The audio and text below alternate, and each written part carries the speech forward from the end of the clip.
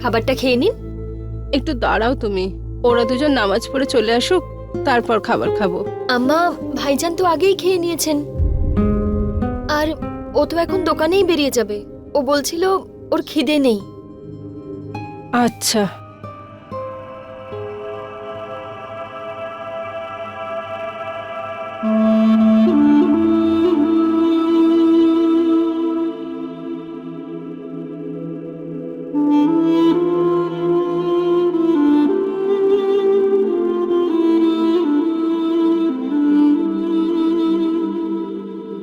এই দেখুন, এসে গেছে।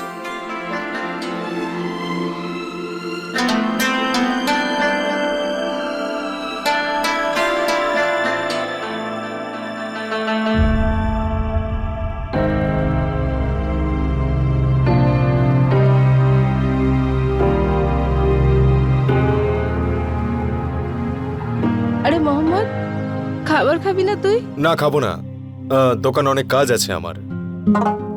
পেমেন্ট নিতে যেতে হবে, নাহলে পার্টি বেরিয়ে যাবে। আরে কোনো ব্যাপার না, তাই বলে না খেয়ে যাস না। নে, মায়ের হাত থেকে একটুখানি খেয়ে যা।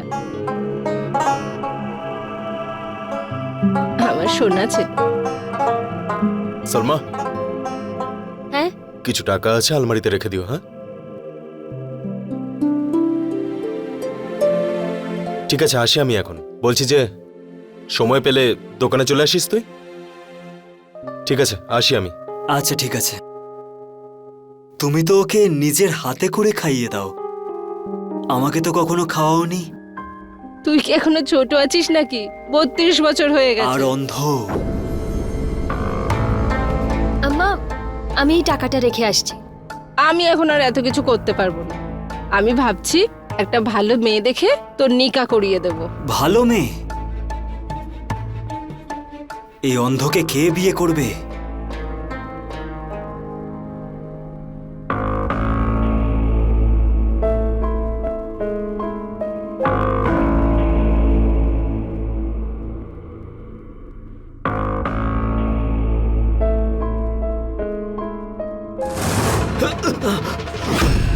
হে আল্লাহ! আরে এই ওয়াশিং মেশিনটা কে খুলে রেখেছে? আম্মা, খারাপ হয়ে গেছে ওটা। আমার ভাই বলে গিয়েছিল ওর একটা পার্টস আনতে হবে। তোমার ভাই? ডাকো ওকে আর বলো ঠিক করে দিতে। আর যদি ও না পারে তাহলে অন্য কাউকে ডেকে দিতে। হ্যাঁ আম্মা। আজকে যদি আমার ছেলের কিছু হয়ে যেত। না না মা, ওকে বকো না, ওর কোনো দোষ নেই এতে। আমিই তো দেখতে পাই না।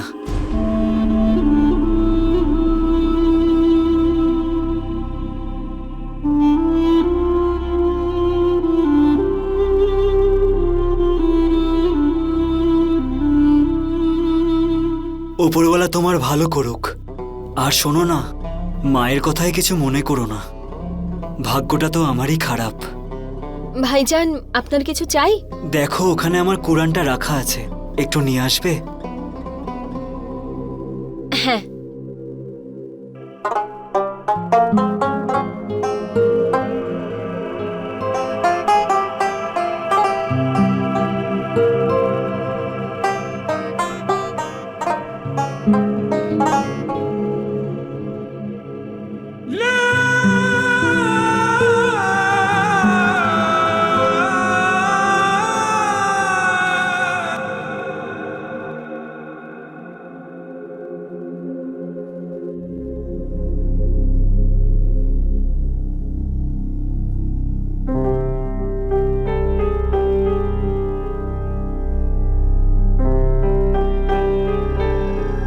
হ্যাঁ ভাই, রাস্তা পরিষ্কার, তুই চলে আয়।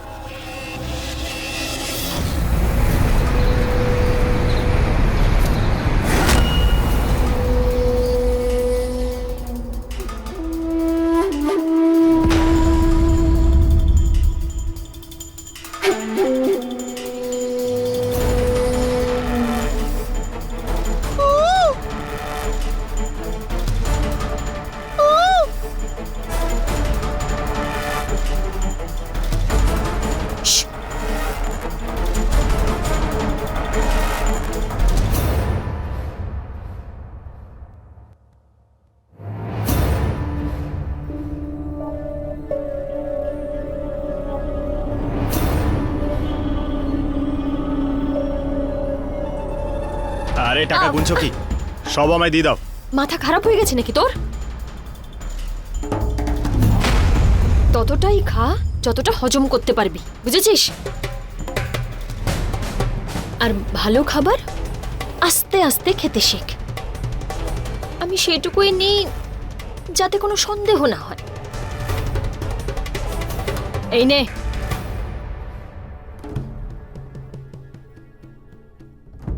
কেউ আসছে, যা যা লুকিয়ে পড়।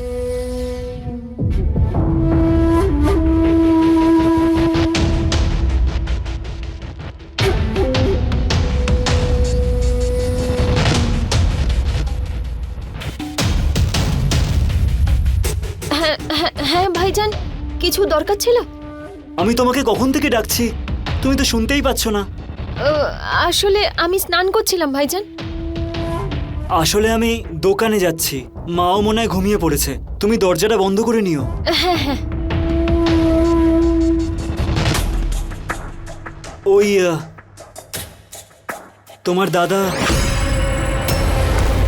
তোমার দাদা নাসিম কখন আসবে? আজই আসবে বলেছিল। ওকে বলো মেশিনটা ঠিক করে দিতে, সবার অনেক অসুবিধা হচ্ছে। হ্যাঁ ভাইজান। আসছি।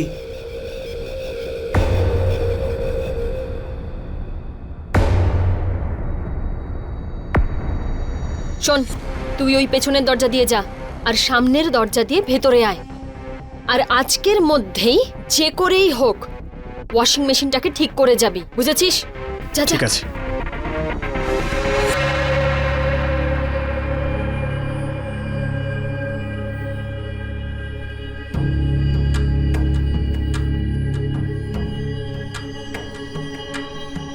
এই নাও মাসিমা, ঠিক হয়ে গেছে। তোমরা শুধু শুধু ভাবো যে আমি কাজই পারি না। আগে এটা বল, জামা কাপড় ধোয়া যাবে তো এতে? আরে জামা কাপড় কি, মানুষ কাচতে পারবে।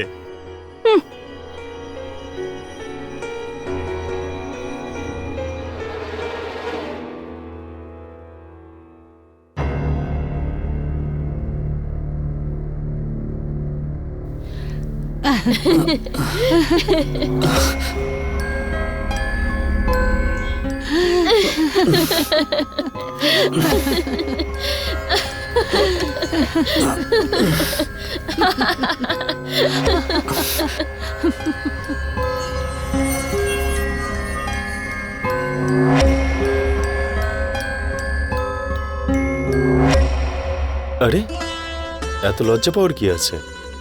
প্রথমবার ছুটছি নাকি তোমায়? তুমি আমায় কথা দিয়েছিলে, ভুলে গেছো? আচ্ছা এবার বলো, তোমার হাতটা ধরতে হলে তো চুড়ি পরিয়ে দিও। আর তো বাজু বন্ধ।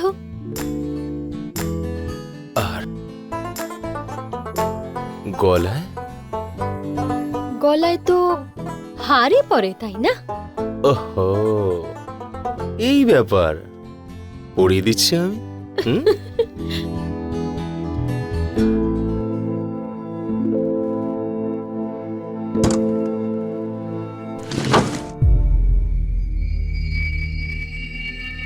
আরে এখানে টাকা এত কম কেন? কোথায় গেল? আমি কি করে জানবো? ওখানেই আছে।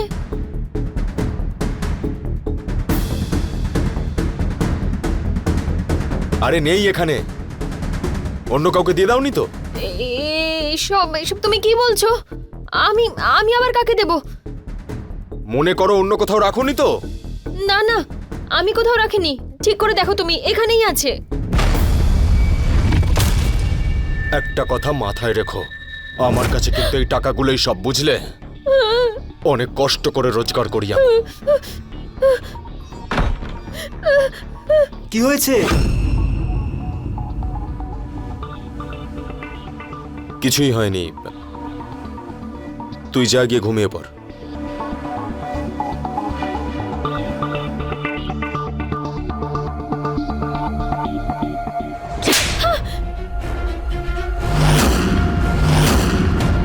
একটা কথা মাথায় ঢুকিয়ে নাও, যদি এই টাকাগুলো না পাই তাহলে আমি তোমাকেও ছেড়ে দিতে পারি।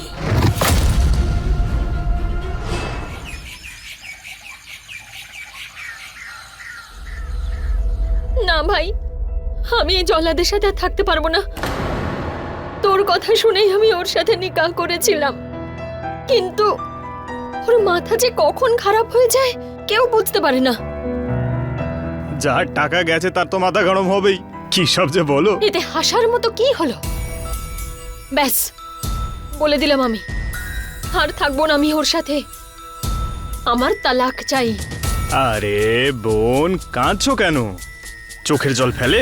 আচ্ছা শোনো, তোমার জন্য নতুন একটা মুরগি ধরে নিয়ে এসেছি। মোহাম্মদের থেকেও বেশি ডিম দেবে। শেষবারের মতো করি, তারপর পালিয়ে যাব। কি বলো?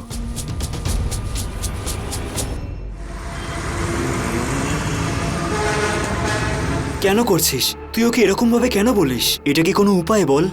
এত সুন্দর একটা বউ পেলি আর তুই? আমার কাছে বউয়ের থেকেও বেশি হচ্ছে টাকা। যদি এই টাকা ফেরত না পাই তাহলে দেখিস আমি কি করব। না শোন, রাগ করিস না। আরে তুই তো কথাই বলিস না। তুই কি করে জানবি পরিশ্রম কাকে বলে? সারাদিন তো বাড়িতে বসে থাকিস তুই। ছোট থেকে এই ব্যবসাটাকে এইখানে দাঁড় করিয়েছি আমি। যা গিয়ে তোর ভুলের জন্য ক্ষমা চা। এই জন্মে তো কিছুই হলো না, দেখ পরের জন্মে কি করতে পারিস।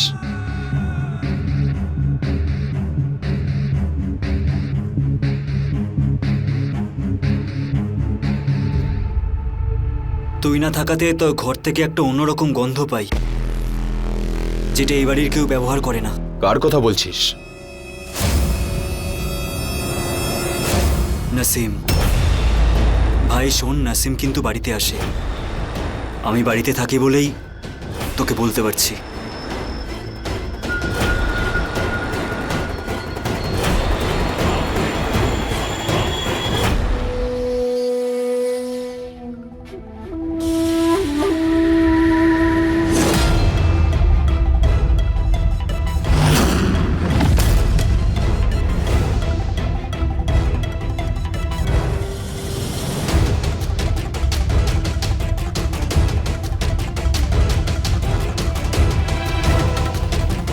আর কিছু বাকি আছে?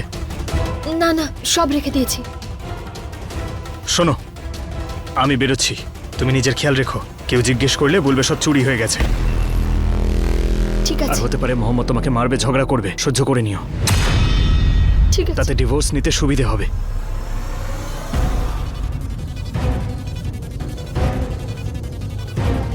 ঠকবাজ, এটাই তোমার আসল রূপ। আর তুই ওর থেকেও বড় ঠকবাজ।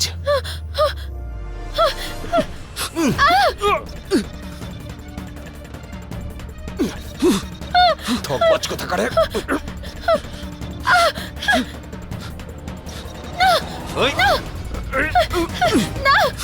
আমি বলছি ছেড়ে দাও।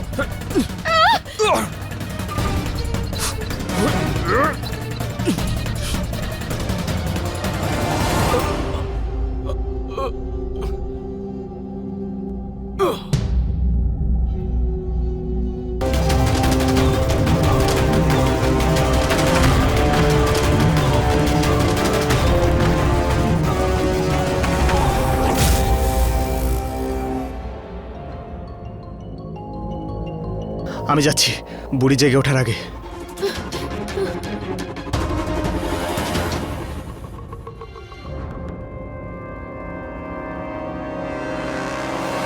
ওপরওয়ালা প্রত্যেককেই সুখ ভোগ করার অধিকার দিয়েছেন, কিন্তু ভাগ্যের চেয়ে বেশি চাওয়ার আশায় মানুষ করে ফেলে অপরাধ। এমন অপরাধ যা কারো অধিকারই কেড়ে নেয় না, জীবনও কেড়ে নেয়। নমস্কার, আমি গিরিশ জৈন। ক্রাইম অ্যালার্টের আজকের এই নতুন এপিসোডে এমন এক ভয়ঙ্কর ঘটনার কথা বলবো যা ঘটেছিল কলকাতার মোহাম্মদ নূরের বাড়িতে। তাকে তার বাড়িতেই খুন করা হয়। লোভ, হিংসা আর ঘৃণা, বন্ধুরা, এই তিনটেই হলো অপরাধের মূল কারণ। মোহাম্মদের খুনকে একটা দুর্ঘটনা বলে সাজানো হয়েছিল, কিন্তু ওপরওয়ালা এমনভাবে সব বদলে দিয়েছিল যা দেখার পরে আপনিও কিন্তু চমকে উঠবেন। শবনম, আল্লাহর যখন এটাই ইচ্ছে ছিল কত আর চোখের জল ফেলবে? ভাই কি মনে হচ্ছে এটা ঠিক হবে? দেখো দিদি, তুমিই বলতে, যতটা পাচ্ছি ততটা খেয়ে নেওয়া উচিত। আর এই বাড়িতে আমাদের এতটুকুই ভাগ্যে ছিল, আর এই বাড়িতে থেকে করবোটাই বা কি? দেখো, আমি গিয়ে মাসিমার সঙ্গে কথা বলছি যে দিদিকে বাড়িতে নিয়ে যাচ্ছি, আর তারপর বলে দেবো দিদির বিয়ে দিচ্ছি। বুঝতে পেরেছ? চলো গিয়ে কথা বলি। এখন তোমার মাথায় দুটো দায়িত্ব, এক সালমা বেগমের আর এই আশফার।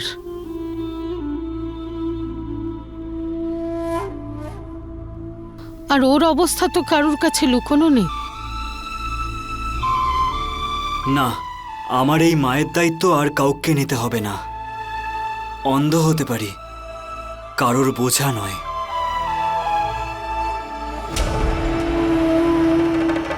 মা, আজ থেকে এই বাড়িতে তোমার আর সালমার সব দায়িত্ব আমার।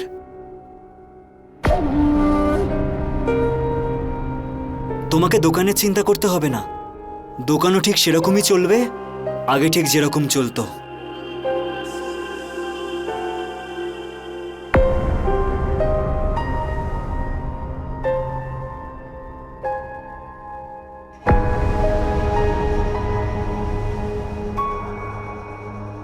ওই আমি বলছিলাম কটা দিন বাপের বাড়ি থেকে ঘুরে আসি। হায় হায় সালমা, স্বামী মারা গেছে সবে 2 সপ্তাহ হলো, আর তুমি? ছেড়ে দাও, এটা তো সবে শুরু। এইভাবেই তো ওকে সারা জীবন কাটিয়ে দিতে হবে। না, আমি আমার দিদির জীবন এভাবে নষ্ট হতে দেব না। আমি ঠিক করে নিয়েছি মা, আমি আবারও দিদির বিয়ে দেব। আমি মৌলভী সাহেবের সঙ্গে কথাও বলেছি। সালমা,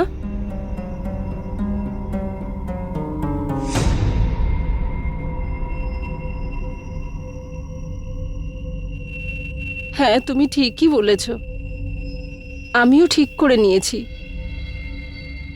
আমার সালমাকে এইভাবে কষ্ট পেয়ে একা একা জীবন কাটাতে দেব না। আমিও নিকা করিয়ে দেব আমার বড় ছেলে আসফার সাথে।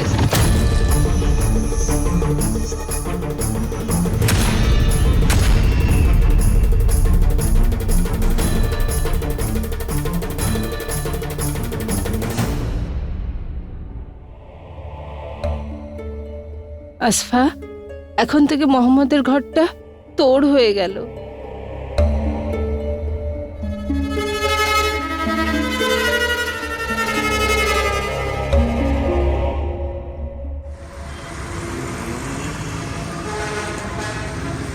ভাই এটা কি করলি তুই? আমার নিকা একটা অন্ধের সঙ্গে? আরে ভুল কি করেছি? হ্যাঁ, অন্য কারোর সঙ্গে বিয়ে হলে তার চোখে ধুলো দিতে হতো তো, কিন্তু এখানে তো রেডিমেড অন্ধ পেয়ে গেছি। আরে খুব সাদা সিধে ও, 5 বার নামাজ পড়ে, আর কি চাই? ওকে নিজের পায়ের নিচে চেপে রাখিস। আর এখনো যা কিছু নেওয়া বাকি আছে সেগুলো নিতে হবে তো।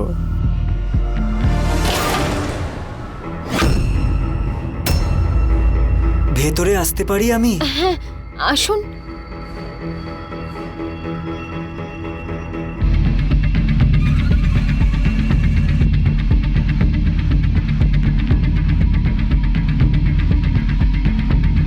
নাসিম,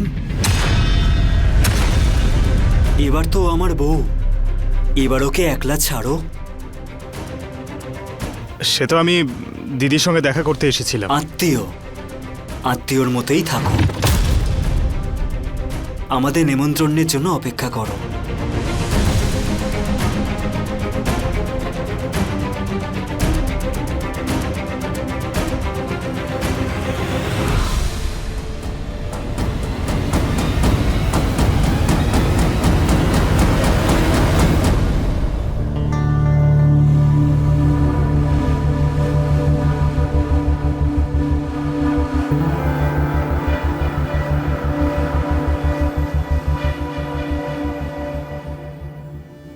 কোথায় তুমি?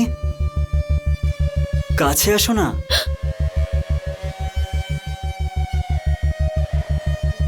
আমি তোমাকে কোনোদিনও কষ্ট দেব না, খুব ভালোবাসবো তোমাকে। আমি এইটুকু অনুভব করতে পারি যে তুমি সত্যিই খুব সুন্দরী। আমার ঘুম পাচ্ছে, আমি ঘুমোতে যাচ্ছি।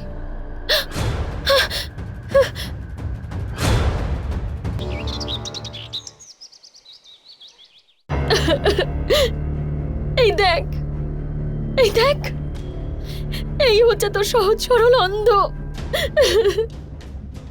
ও একটা জানোয়ার, মোহাম্মদের থেকেও বড় জানোয়ার। মোহাম্মদ তো শুধু মুখে বলতো, ও তো একটা জল্লাদ।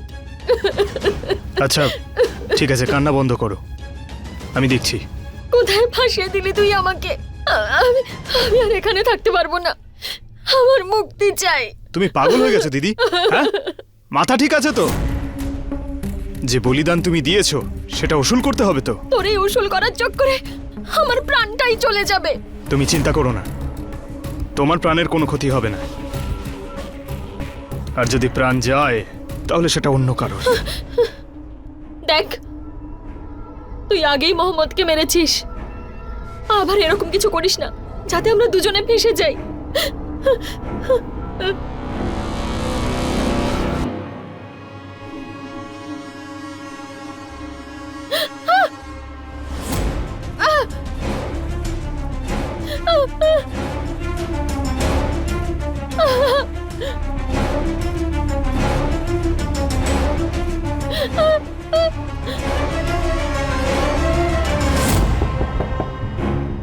মা,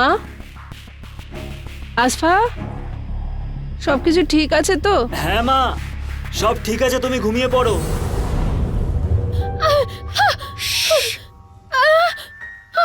চিৎকার করো না তুমি, মায়ের ঘুম ভেঙে যাচ্ছে। তুমি কি করছো? আমার লাগছে। আমি তোমার কি ক্ষতি করেছি? আমার ভাই মোহাম্মদ তোমাকে অনেক ভালোবাসতো, তাই না? মনে হয় তুমিও ভালোবাসতে। ওই ভালোবাসাটা অপূর্ণই থেকে গেল, কিছু খামতি ছিল মনে হয়। আমি এইটুকুই চাই যাতে কোনো খামতি না থাকে। অনেক বড় স্বর্ণকার ছিল, কিছু গয়না দিয়ে তোমার মতো হীরেকে কেড়ে নিতে চাইছিল। ও বোকা ছিল, কিন্তু আমি কোনো স্বর্ণকার নই।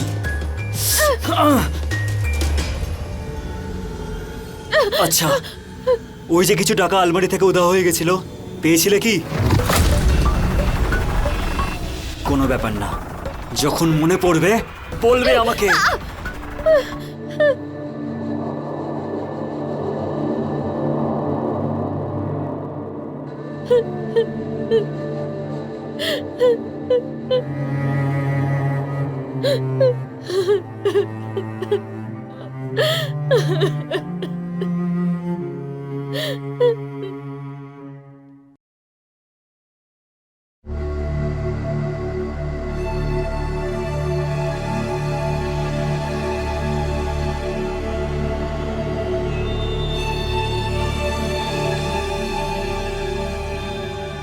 হ্যালো, ভাই, ভাই, কি হয়েছে? কাঁদছো কেন? কিচ্ছু ঠিক নেই ভাই। যাকে আমরা সহজ সরল অন্ধ ভাবছিলাম, ও খুব চালাক ভাই। ওই টাকাগুলোর হিসেব চাইছিল আমার থেকে। আমার আমার খুব খুব ভয় করছে। ও আমাদের উপর সন্দেহ করছে না তো? ভাই, আমাদের কিছু করতে হবে। শোনো, কোনো ব্যাপার না, আমি কিছু একটা করছি, তুমি ঘুমিয়ে পড়ো এখন। হ্যাঁ ঠিক আছে।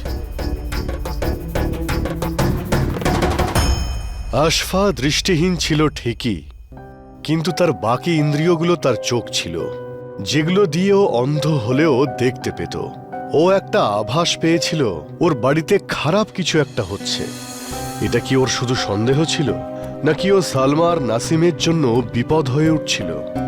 বন্ধুরা, সঠিক সময়ে নেওয়া সঠিক সিদ্ধান্ত আসন্ন বিপদ থেকে সাবধান হতে শেখায়, যদি মনের চোখ খোলা থাকে। নাসিম আর সালমা আসফাকে দুর্বল ভেবেছিল, কিন্তু দৃষ্টিহীন হওয়া সত্ত্বেও আসফা খুবই বুদ্ধিমান ছিল, আর ওরা দুজন কিছুতেই আসফাকে সহ্য করতে পারছিল না। আর তারপর তারা চমকে ওঠার মতো সিদ্ধান্ত নেয়।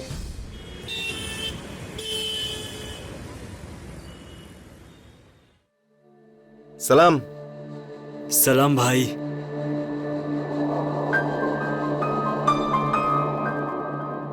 আরে দাদা, হ্যাঁ বলুন। গুপ্তা বাবুর 50,000 টাকার পেমেন্টটা হ্যাঁ, এসেছে উনি কি? তো বলেছিলেন আজকে দেবেন, আমি ফোন করে দেখছি। ঠিক আছে।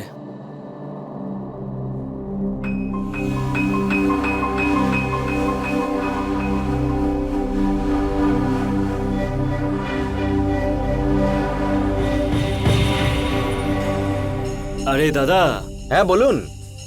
নাসিমের জন্য একটু চা করে দাও। আমার শালাবাবু বলে চা কথা। জল খাবার কি খাবেন আপনি? না না, ধন্যবাদ। আচ্ছা, আপনি কি করে জানলেন আমি এখানে এসেছি? আরে শালাবাবু, তুমি শুধু চোখ দিয়ে দেখো। ওপরওয়ালা আমাকে এমন একটা শক্তি দিয়েছে যেটা আমি অন্ধ হয়েও দেখতে পারি। দেখুন মিয়া, আপনি যা করছেন ঠিক করছেন না কিন্তু। তুমি কি ব্যাপারে বলছো বলো তো? আপনার মনে হয় না আপনি আমার দিদির ওপর অত্যাচার করছেন? বাড়িতে তো কুটুম হয়ে যেতে হয়, তাই না? কিন্তু এখানে ভাই হয়ে এসেছি। আরে শালাবাবু, এখানে না বাড়িতে। সম্পর্কে সালমা আমার বউই। কিন্তু একটা কথা বলি, নিজের বউয়ের সাথে কিরকম ব্যবহার করব সেটা আমি তোমার কাছ থেকে শিখবো না। মানে তুমি শুধরবে না? মোহাম্মদ ভাইজান টাকা পয়সা নিয়ে জিজ্ঞেস করতো, আর এখন তুমিও? আরে শালাবাবু, এটা আমাদের বাড়ির ব্যাপার। তুমি এসব থেকে দূরে থাকো। দেখো মিয়া, শেষবারের মতো বলছি, নিজের সীমা অতিক্রম করবে না, না হলে তাহলে কিন্তু কি আমাকে মেরে ফেলবে? আরে বলছো না কেন?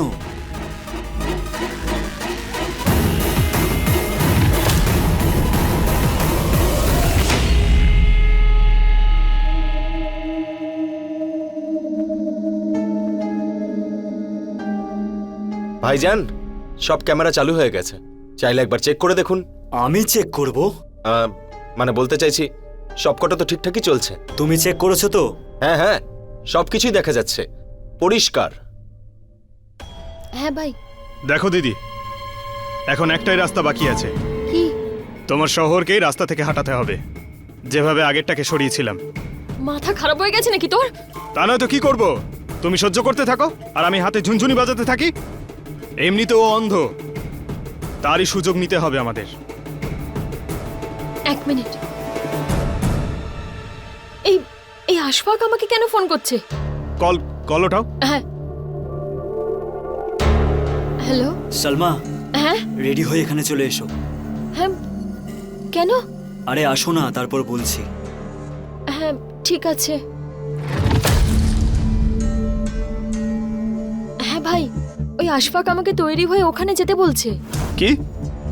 মনে হচ্ছে হুমকির প্রভাব পড়েছে। তুমি একটা কাজ করো, তুমি যাও, আমার সঙ্গে টাচে থেকো, আমি তোমাকে বলবো কি করতে হবে। ঠিক আছে।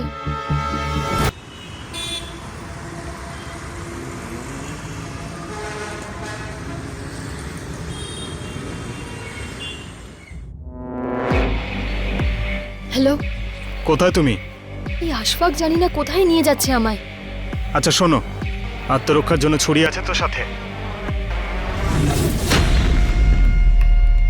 হ্যাঁ হ্যাঁ, ওটা রেখেছি। কি হলো, কোথায় তুমি? আসো। হ্যাঁ আসছি। হ্যাঁ। চলো এবার।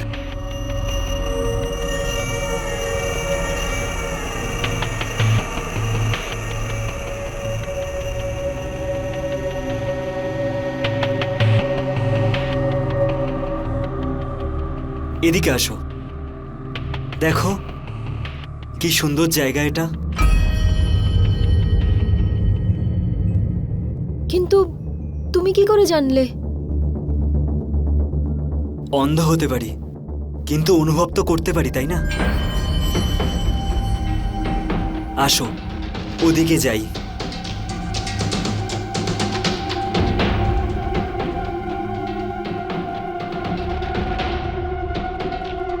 ফোন কেন কাটছে? কি হলো সালমা, চুপ হয়ে গেলে? কি ভাবছো? আমাকে মেরে ফেলার কৌশল নাকি? এইসব তুমি কি বলছো?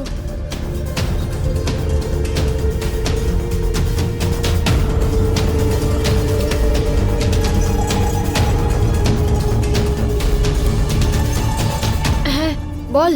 আরে ফোন কেন কাট করলে? আশফাক আমায় ডেকেছিল। তাহলে ওকে মারলে না কেন? তুই আমাকে কি ভেবেছিস? হ্যাঁ, আমি কোনো পেশাদার খুনি নই, বুঝেছিস? আর দেখ ভাই, এই এই এত ভয়ানক কাজ আমায় দিয়ে হবে না। যা করতে হয় তুই এসে কর।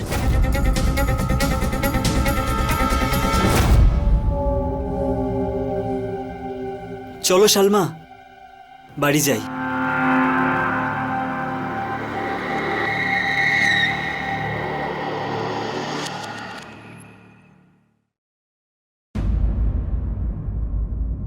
ভালো হয়েছে তুমি চলে এসেছো। আমাকে একটু রুকসানার কাছে ছেড়ে এসো।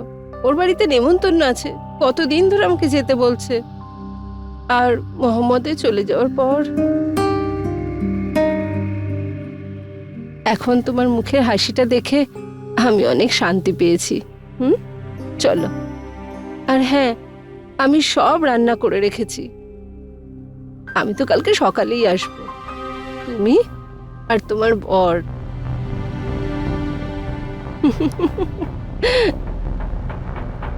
আমি বাস 2 মিনিটে আসছি। ঠিক আছে।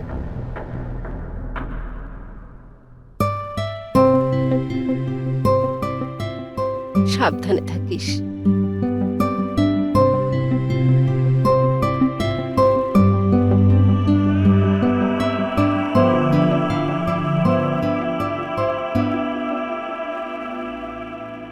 সালমা, আমি বাইরে অপেক্ষা করছি।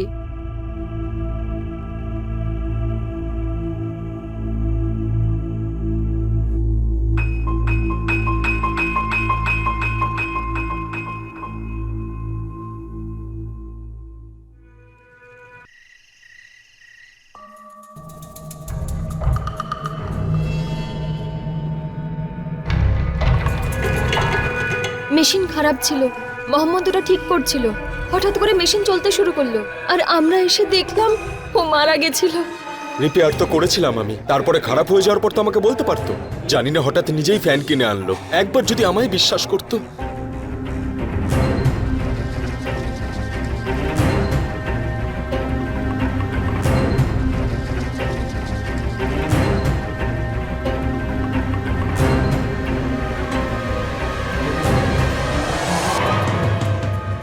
অনেকদিন পরে এলাম, সেটাই তো।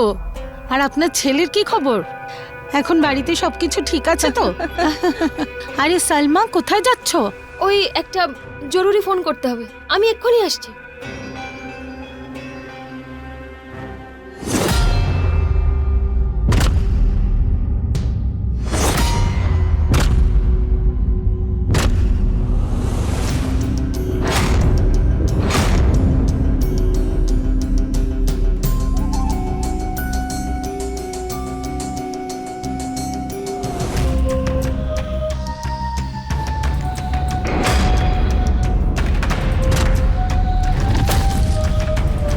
তোমার বৌমা কই, দেখতে পাচ্ছি না তো। এই তো এসে গেছে। কোথায় গেছিলি সালমা? ওই, আমার ভাইয়ের ফোন এসেছিল, আর তারপরে একটু হাওয়া খেতে চলে গিয়েছিলাম। আরে সালমা, ভেতরে ডান্স হচ্ছে, যাও গিয়ে তুমিও একটু ডান্স করো। ভাই আবার আমায় ফোন করবে বললো, তারপরে আমি যাচ্ছি।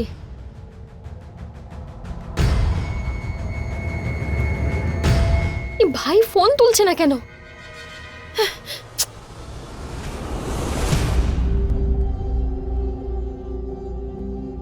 তুমি শুধু শুধু আমার সাথে ওখানে থেকে গেলে।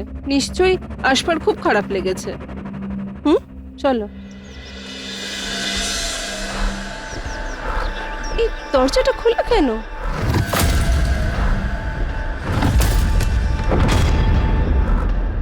পুলিশ? ইন্সপেক্টর স্যার, কি হয়েছে?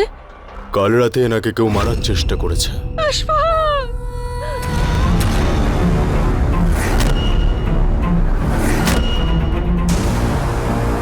ভাই, ভাই, ভাই,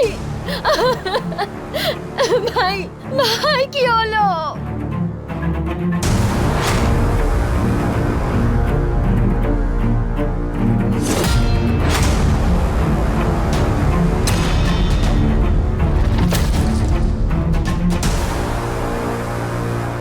ওই মেরেছে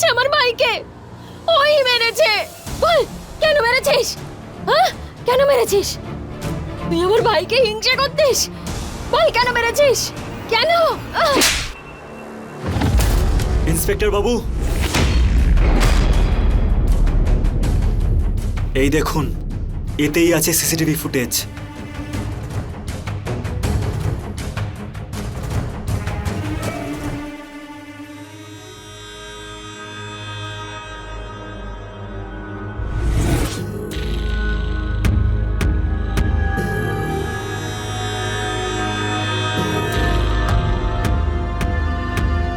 ভাই, ভাই ব্যাস, আর সহ্য করতে পারছি না।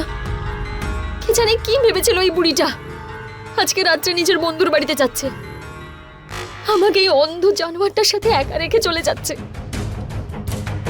জানি না আজ রাত ও আমার কি অবস্থা করবে। ভাই, আমি ভেবে নিয়েছি, হয় তুই না হলে আমি আজকে রাত্রে এই অন্ধটার খেলা শেষ করে দেব।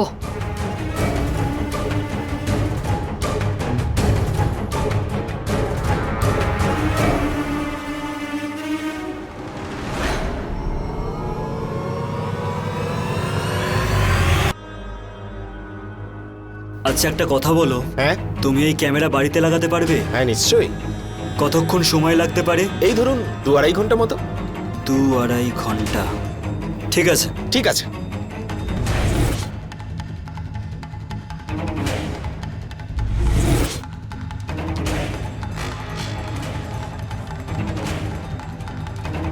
হ্যালো, হ্যাঁ বলুন। সবকটা ক্যামেরা অন আছে, আর মাসিমাকে দিয়ে চেকও করিয়ে নিয়েছি। ঠিক আছে, তুমি যাও, আর টাকাটা দোকান থেকে নিয়ে নেবে।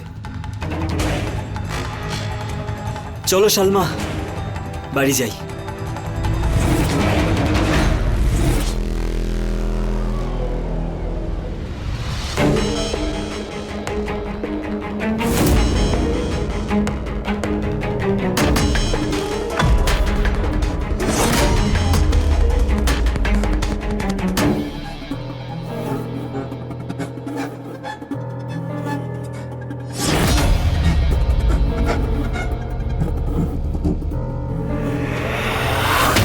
কি রে, হ্যাঁ?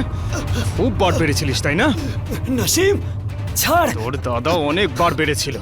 ছেড়ে দে, তোকেও তোর ছেড়ে দে। দাদার কাছেই পাঠাবো। ছেড়ে দে নাসিম, ছাড়। একটা ভুল করে ফেললি, তোর হাতটা আমার হাতে রেখে। চোখে দেখতে না পারলেও কিন্তু হাত আমার ভালোই চলে।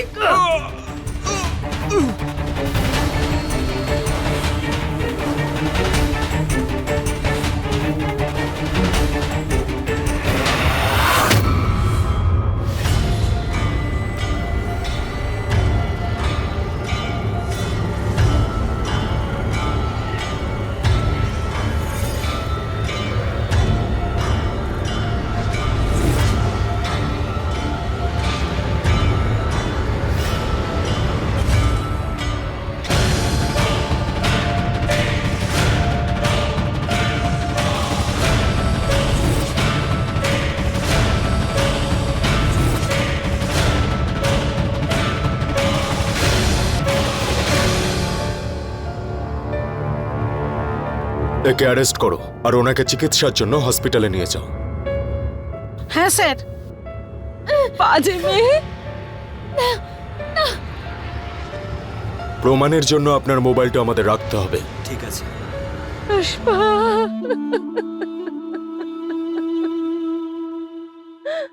আমরা এটা সবাই জানি যে ঈশ্বরের মারের কোনো শব্দ হয় না।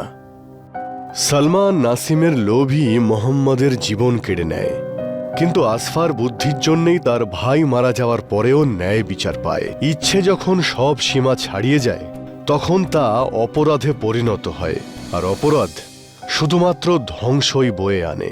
সম্পর্কের গুরুত্ব বোঝা আর তা বজায় রাখা দুটোই থাকা উচিত, সে মহিলা হোক বা পুরুষ। যদি কারো ওপর কোনো অন্যায় হয়ে থাকে তাহলে পুলিশের সাহায্য নেওয়া উচিত বা পরিবারের সাহায্য, কিন্তু আইনকে নিজের হাতে নেওয়া একদমই উচিত নয়। তাই বলবো প্রত্যেকটা সম্পর্ককে গুরুত্ব দেওয়া উচিত। আমি গিরিশ জৈন ক্রাইম অ্যালার্টের এপিসোড থেকে বিদায় চেয়ে নিচ্ছি। আবার ফিরবো কোনো ক্রাইম থেকে আপনাদের অ্যালার্ট করানোর জন্য এক নতুন গল্পের সঙ্গে। ততদিন be alert, be safe. Crime alert, অন্যায়ের বিরুদ্ধে সোচ্চার।